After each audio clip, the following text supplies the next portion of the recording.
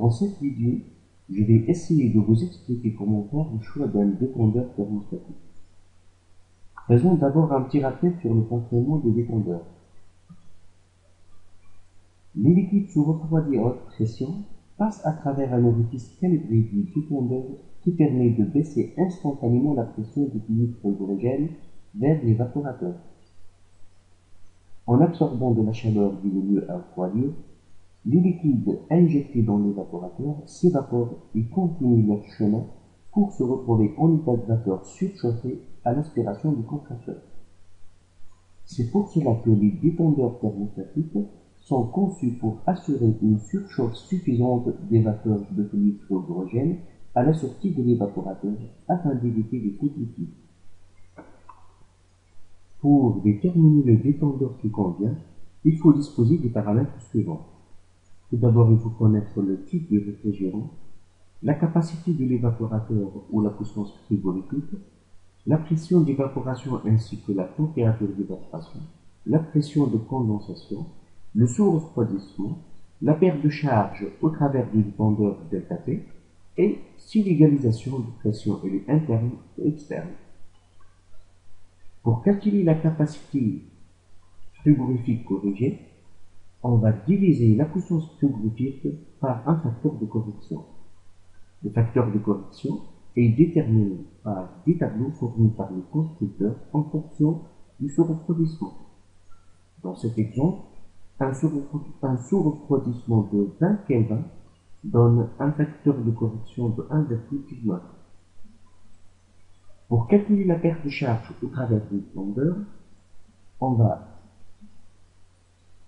soustraire la haute pression de la basse pression et des pertes de charge dans la ligne liquide et dans la ligne vapeur. La sélection du dépendeur est basée sur la perte de charge au travers du dépendeur ou le flux de pression dans la vanne ΔP, sur la température d'évaporation et sur la puissance frigorifique corrigée ou la capacité du dépendeur.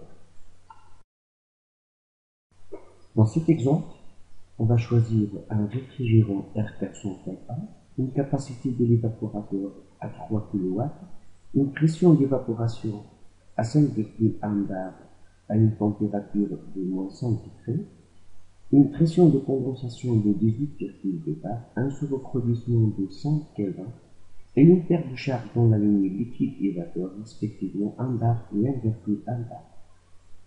Le dépendeur choisi, ça sera avec une égalisation de pression externe. Pour retrouver le facteur de correction, à partir d'un tableau fourni par le constructeur d'Entos, relatif au fluide 404A, malheureusement, on ne trouve pas une colonne qui correspond à notre valeur de sous-refroidissement de 5 bar. Toutefois, on peut faire une interpolation pour retrouver le facteur de correction qui est égal à 1,06.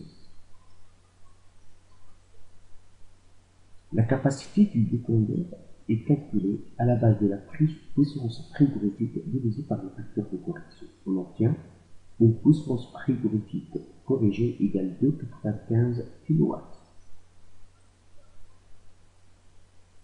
La chute du dépendeur est égale à la haute pression moins la basse pression, moins les pertes de charge dans la ligne liquide et la ligne vapeur. La chute du dépendeur est égale à 11 bar. Maintenant, pour faire la sélection du dépendeur, on va utiliser un tableau du constructeur d'Entos relatif au fluide frigorigène R404A. On a besoin d'une plage de température entre -40 à plus degrés. Les données, nous avons une température d'évaporation -5 degrés, une chute dépendeur 11 bar et une capacité dépendeur de 95 kW.